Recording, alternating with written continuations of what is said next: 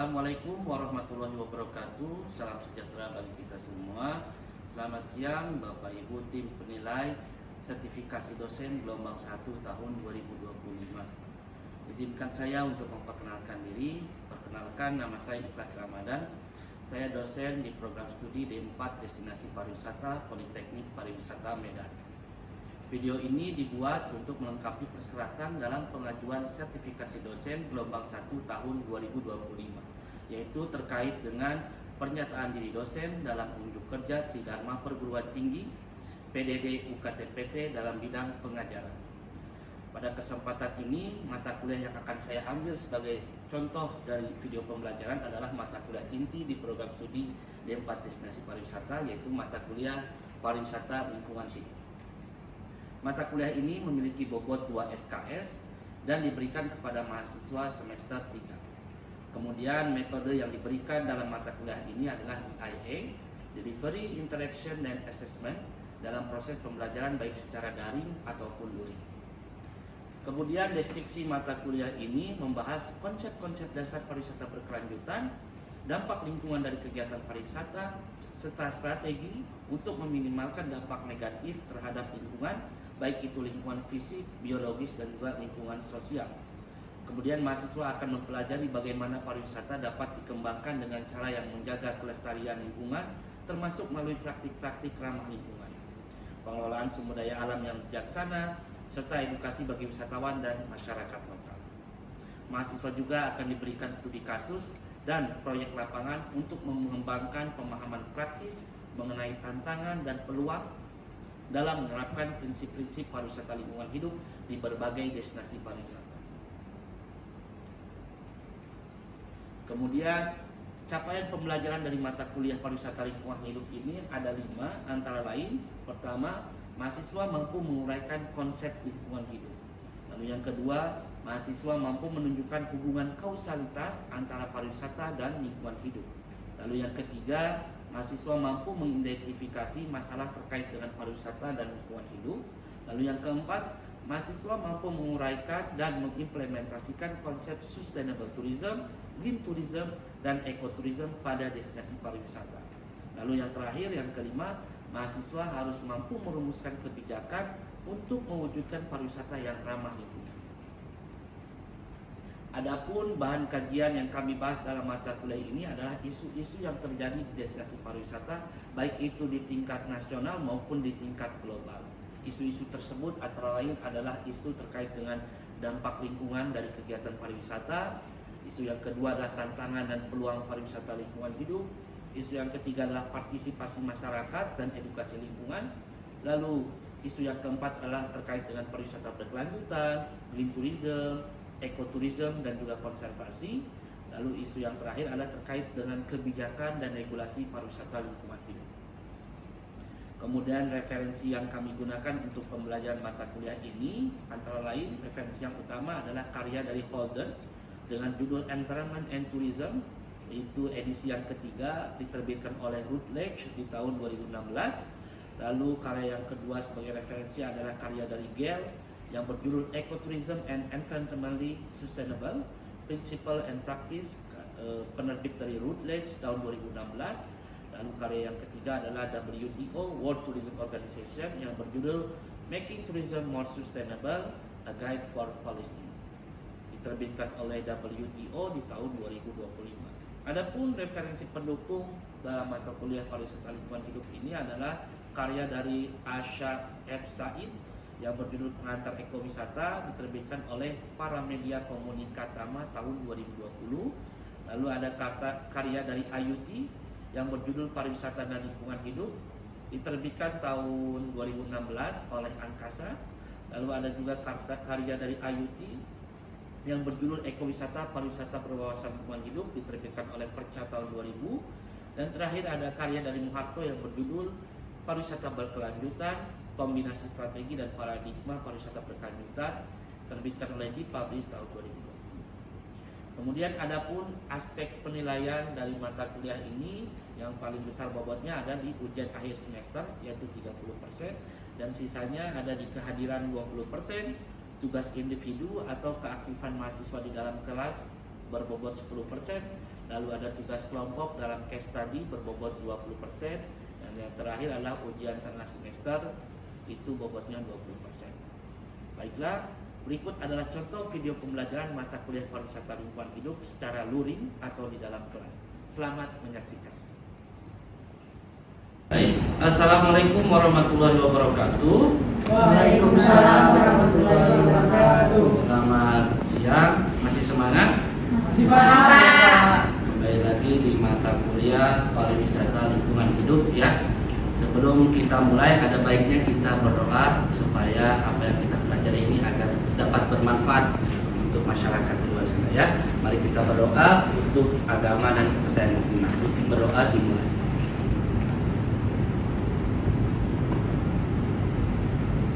Berdoa selesai. Oke, baik, bertemu lagi di pertemuan kedua ya. Kemarin kita sudah bertemu di pertemuan pertama, sudah saya jelaskan terkait dengan RPS ya. Jadi selama 1 semester kalian akan belajar apa saja, dan juga tata tertib perkuliahan yang harus kita taati bersama ya. Betul begitu, Mahir? Baik, terima kasih. Oke, saya untuk absen kalian silahkan absen di HP masing-masing melalui akad ya. Silahkan absen dulu.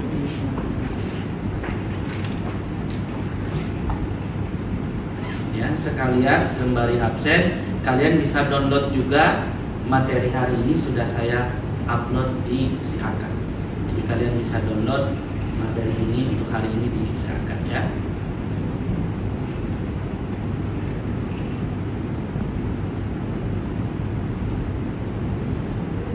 Sudah? Ada masalah?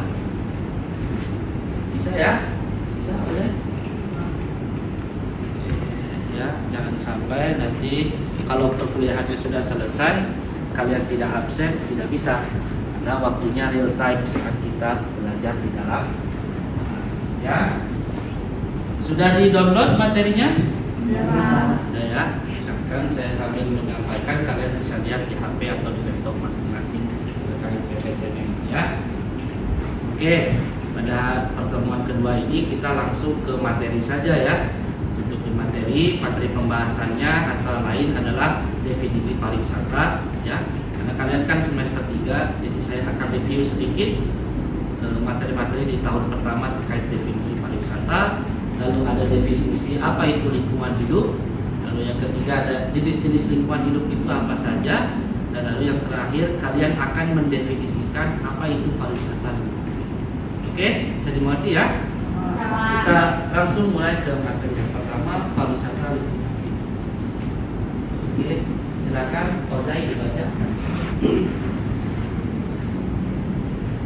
Pariwisata, fenomena sosial, budaya, ekonomi yang melibatkan perpindahan orang dari satu tempat ke tempat lain di luar lingkungan hidup sehari-harinya dalam kurun waktu sementara dengan tujuan leisure atau bersenang-senang. Ya, ini pariwisata mendefinisi dari berbagai ahli, kita rangkum. Pada intinya adalah fenomena sosial. Kenapa sosial? Karena ada apa? Ada interaksi antar manusia antara wisatawan dengan masyarakat lokal misalnya. Fenomena sosial. Terus ada fenomena budaya. Kenapa fenomena budaya? Karena adanya akulturasi budaya yang dibawa oleh wisatawan asing, misalkan dari Amerika datang ke Samosir membawa kebudayaan, dan di Samosir pun ada tentu ada kebudayaan Bataknya kan.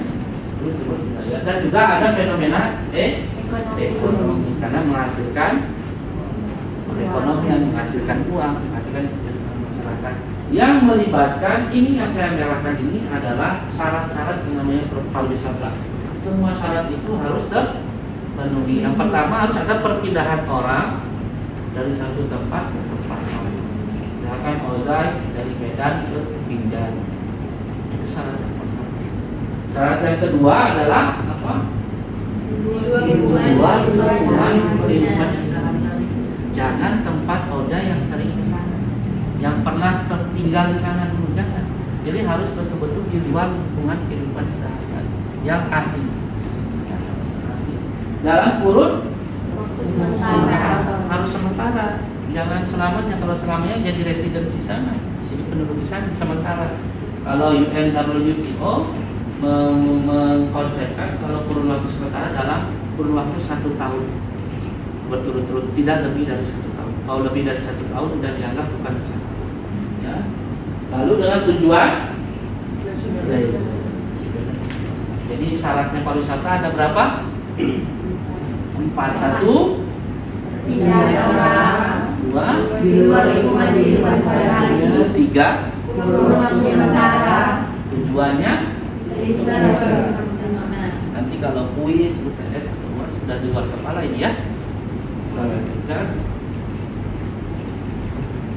kepariwisataan. Nada, silakan dibaca. Kepariwisataan, keseluruhan kegiatan yang terkait dengan pariwisata yang bersifat multidimensi dan multidisiplin. Multidimensi dan multidisiplin. Melisma, multidimensi itu maksudnya apa? Harus dikaitkan dengan pengertian yang tadi. Apa ya multidimensi ya? Ada yang mau mencoba menjawab? Salah tidak apa-apa, kan sedang belajar kita. Rehani, kemudian jika ada multidimensi karena fenomena apa tadi? Yang di awal pariwisata adalah fenomena Sosial. Nah, ini multidimensi. Ada dimensi sosialnya, ada dimensi budayanya, ada dimensi ekonomi. Lalu, kenapa multidisiplin? Multidisiplin. Multi itu apa? Lebih dari satu. Lebih dari satu disiplin apa? Disiplin matematika, fisika, biologi itu apa? Bahasa Indonesia, bahasa Inggris, matematika, disiplin ilmu. Jadi ketika ada fenomena pariwisata, pendekatannya harus diselesaikan dengan berbagai disiplin ilmu. Waktu SMA kalian ada berapa jurusan? Ada 2 Pak. Apa saja? IPA sama IPS. Sudah ada zaman bahasa. Zaman saya kan ada bahasa. Kalian cuma ada IPA. Coba pariwisata ada IPA-nya enggak? Ada Pak. Kalian datang ke Bukit Awang, nanti guide-nya cerita tentang tingkah laku orang hutan, lalu tentang tingkah bagaimana mereka berkembang biak. Kan ada IPA-nya, ada biologinya. Ya. Lalu misalkan IPS-nya apa? Sejarahnya, ya. Taman Nasional ini dibangun kapan? Kenapa dibangun? Ya kan? Ada budayanya di sana. Lalu bahasa? Tentu saja kalau kita wisatawan asing, wisatawannya dari Amerika kita pakai bahasa Inggris, wisatawannya dari Mandarin kita pakai bahasa Mandarin.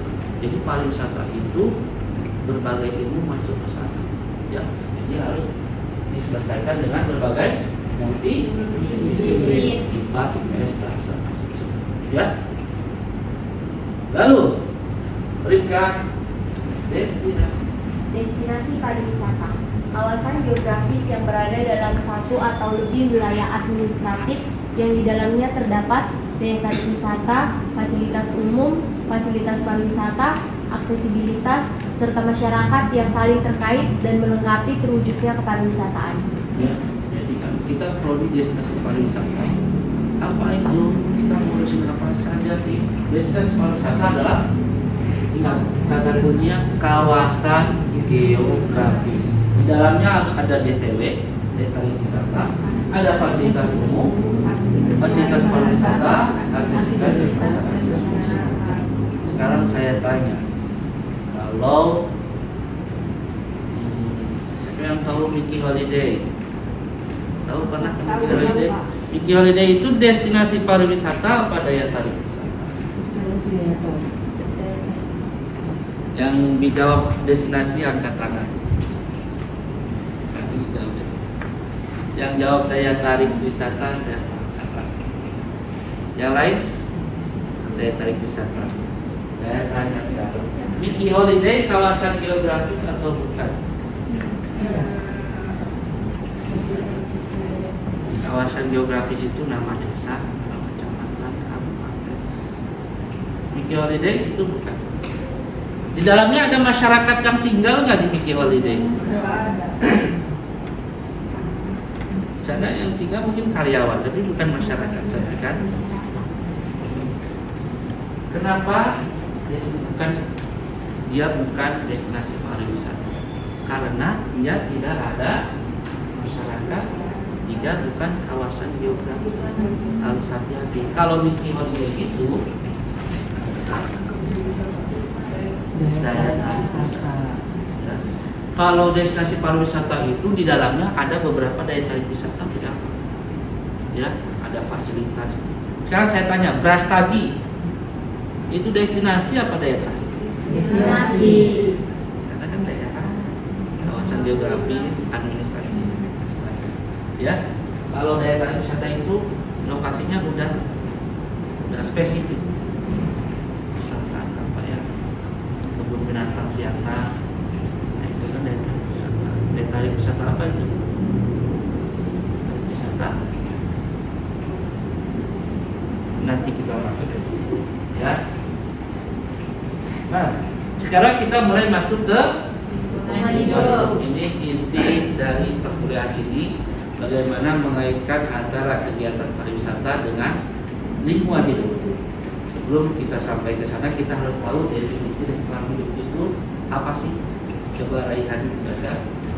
Lingkungan hidup itu satu ruang dengan semua benda, daya, keadaan, dan makhluk hidup, termasuk manusia dan perilakunya, yang mempengaruhi alam itu sendiri, kelangsungan perilaku, kehidupan, kesetaraan manusia serta makhluk hidup lain, yang menurut Undang-Undang Nomor 32 Tahun 2009 Pasal 1 Ayat 1 tentang pengelolaan lingkungan hidup.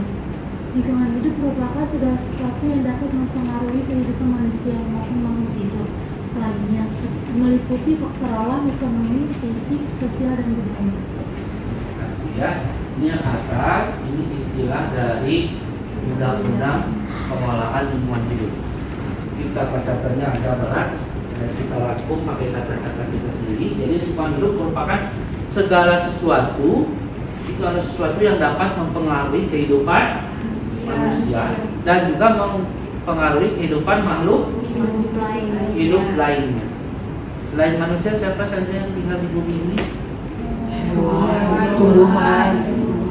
Ya, jadi yang mempengaruhi kita sebagai manusia dan juga mempengaruhi kehidupan hewan dan juga tumbuhan, meliputi faktor alam, ekonomi, fisik, sosial, dan budaya. Jadi intinya lingkungan hidup itu segala sesuatu yang mempengaruhi kehidupan manusia, hewan, dan tumbuhan. Ya. Nah, ini jenis-jenis lingkungan hidup itu dibagi 3. Yang pertama adalah lingkungan fisik. Kemudian silakan. Lingkungan fisik, lingkungan alam yang di dalamnya berada makhluk hidup. Yang pertama iklim, kedua bentuk lahan atau dataran rendah, dataran tinggi, perbukitan dan pegunungan. Yang ketiga tanah, yang keempat perairan seperti sungai, laut, dan danau. Yang terakhir vegetasi seperti hutan dan gurun pasir. Jadi lingkungan fisik itu lingkungan alam di mana makhluk hidup itu berada di situ. Contohnya apa? Hutan. Di hutan kan ada apa? Ada pohon, ada bunga, ada hewan, segala macam hidup di sana. Ada juga misalkan perairan, sungai. Kan ada biota sungai, ekosistem sungai, ada binatang segala macam. Jadi lingkungan fisik itu lingkungan alam di mana makhluk hidup itu berada. Ya, mengerti ya? Ya. Masuk ke lingkungan biologis, Mail. 2. Lingkungan biologis, organisme hidup yang ada di sekitar manusia selain dari manusia itu sendiri. Yang pertama hewan, yang kedua tumbuhan. Kalau lingkungan biologis adalah organisme atau makhluk hidup yang hidup selain manusia, atau sama dengan hewan dan tumbuhan. Ini contoh-contoh hewan dan tumbuhan yang ada di mana? Di hutan. Di hutan, memang di hutan coba. Taman apa? Raihan tahu. Taman Nasional Gunung Besar. Ini kekayaan di Taman Nasional Gunung Besar ada orang hutan, ada gajah, ada Amazon dan juga sosial. Ini empat keanekaragaman hayati yang ada di Taman Nasional Gunung Dasar yang sulit ditemukan di tempat lain. Dan terakhir adalah lingkungan sosial. Rifka. Lingkungan sosial. Lingkungan sosial adalah manusia dan masyarakat yang ada di sekitarnya. Yang pertama ada keluarga, yang kedua tetangga, dan yang ketiga adalah teman. Ini hanya beberapa contoh saja ya. Saya lainnya. Lingkungan sosial adalah lingkungan di mana manusia dan masyarakat berinteraksi. Contoh kecilnya apa? Keluarga, tetangga, teman. Ini lingkungan sosial kita. Pokoknya ketika ada manusia bertemu dengan manusia lain itu bisa dibilang lingkungan sosial. Sekarang kita review. Jadi lingkungan hidup itu ada berapa? 3. 1. Lingkungan fisik. Apa itu lingkungan fisik? Lingkungan alam atau tempat di mana makhluk hidup berada. Lingkungan fisik pokoknya tempatnya yang lingkungan fisik. Kedua, apa itu? Hidup selain manusia yang hidup di sana, hewan dan tumbuhan. Ketiga, Lingkungan sosial. lingkungan sosial yaitu Keluarga. hubungan manusia dengan manusia lainnya. Ya, jadi ada 3: fisik, Fisik, Biologi, sosial. Coba kalian pikirkan, brainstorming sebentar. Kira-kira kegiatan pariwisata itu berpengaruh nggak ke 3 lingkungan? Ke lingkungan fisik berpengaruh tidak? Ke lingkungan biologis? Misalkan kegiatan pariwisata di Taman Nasional Gunung Dasar itu misalkan ada orang trekking ke sana, mempengaruhi nggak ke perilaku orang hutan? Dulu orang hutan kan di atas saja hidupnya. Sekarang semenjak ada manusia trekking, ketika kita bawa makanan turun dia mau. Kan itu bukan perilaku normalnya orang hutan, nggak pernah mereka turun ke tanah. Nah itu kan mempengaruhi juga. Lalu ke lingkungan sosial berpengaruh nggak? Biasanya kalau ini contoh sederhana saja, misalkan kalau ada tempat pariwisata itu biasanya harga-harga bahan dasar itu pasti mahal. Siapa yang pernah ke Bali? Di Bali makanan mahal-mahal kan? Karena itu dipengaruhi oleh pendapatan wisatawan. Jadi meningkat untuk kebutuhan bahan pokok harganya biasanya nanti kita akan bahas. Dan ternyata kegiatan pariwisata itu berpengaruh ke 3 lingkungan itu tadi ya, baik fisik, biologis, dan juga sosial. Oke, sekarang saya akan bagi ke 3 kelompok. Kelompok 1, kelompok 2, dan kelompok 3. Coba diskusikan apa jadi menurut kalian pariwisata dan lingkungan hidup itu apa? Definisinya apa? Ya, saya kasih waktu 15 menit cukup. Silakan untuk brainstorm. Baik, coba kelompok 1. Jadi menurut kalian pariwisata lingkungan hidup itu apa? Pariwisata lingkungan hidup itu adalah jenis wisata yang bertujuan untuk menikmati alam tanpa merusaknya. Kegiatannya juga membantu melestarikan lingkungan, terus memberikan manfaat bagi masyarakat lokal. Oke, tepuk tangan untuk kelompok 1. Kelompok 2, apa pendapatnya? Perpaduan pariwisata dan lingkungan hidup itu merupakan konsep pengembangan dan pelaksanaan kegiatan wisata yang tidak hanya berorientasi pada hiburan dan ekonomi, tapi juga mempertimbangkan dan menjaga kelestarian lingkungan alam, budaya, serta kesejahteraan masyarakat lokal. Tepuk tangan untuk kelompok 2. Lalu terakhir kelompok 3. Dikarenakan kalau lingkungan tidak dijaga, maka sebuah destinasi biasanya akan hilang. Karena destinasi bergantung pada keindahan alam dan keaslian lingkungan alam. Ya, menjaga lingkungan alam. Betul sekali, tepuk tangan. Ini betul apa yang kalian katakan. Saya hanya ingin memberi kesimpulan saja bahwa pariwisata lingkungan hidup adalah kegiatan pariwisata yang berusaha untuk meminimalisir dampak negatif dan sebaliknya mengoptimalkan dampak positif bagi lingkungan, baik itu untuk lingkungan fisik, biologis, dan sosial. Yang harus kita garis bawahi, kita tidak bisa menghilangkan atau mengenolkan dampak negatif. Yang kita bisa upayakan adalah hanya meminimalisir sekecil mungkin resiko. Ya, jadi bisa dimengerti ya. Bisa, Pak. Jadi kurang lebih selama 1 semester ini kita akan belajar terkait pariwisata lingkungan hidup ini. Jadi nanti harapannya setelah kalian lulus di mata kuliah ini, kalian ketika membangun atau mengembangkan destinasi pariwisata itu orientasinya nggak hanya uang saja, tidak hanya ekonomi saja, tapi bagaimana orientasinya, misalkan ada hewan atau tumbuhan supaya tidak merusak ekosistem keanekaragaman hayati, atau bagaimana tidak membuat konflik bagi masyarakat lokal. Ya. Jadi membuka mata kita semua bahwa pariwisata itu tidak hanya sekedar uang saja. Tapi bagaimana kita bicara lingkungan dan sosial budaya. Oke. Ada pertanyaan sebelum kita tutup? Sudah cukup? Baik. Kita akan bertemu besok pertemuan ketiga. Di pertemuan ketiga kita akan membahas dampak negatif dan juga dampak positif dari kegiatan pariwisata bagi lingkungan. Ya, silakan kalian baca artikel atau di internet kegiatan-kegiatan yang memiliki dampak negatif atau positif dari pariwisata bagi lingkungan.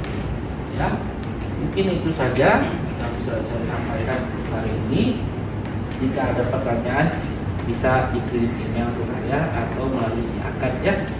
Oke, sebelum kita akhiri, mari kita berdoa supaya kita memohon kepada Tuhan apa yang kita pelajari ini akan memberi manfaat untuk masyarakat. Berdoa di kepercayaan dan agama masing-masing, berdoa dimulai. Berdoa selesai. Sekian, terima kasih. Wassalamualaikum warahmatullahi wabarakatuh. Waalaikumsalam warahmatullahi wabarakatuh. Selamat siang. Siapa? Baiklah, sekian contoh video pembelajaran dari mata kuliah pariwisata lingkungan hidup di program studi D4 Destinasi Pariwisata Kampus Politeknik Pariwisata Medan. Semoga dengan adanya video ini dapat menjadi bahan pertimbangan Bapak Ibu tim penilai sertifikasi dosen gelombang 1 tahun 2025. Akhir kata, terima kasih. Wassalamualaikum warahmatullahi wabarakatuh.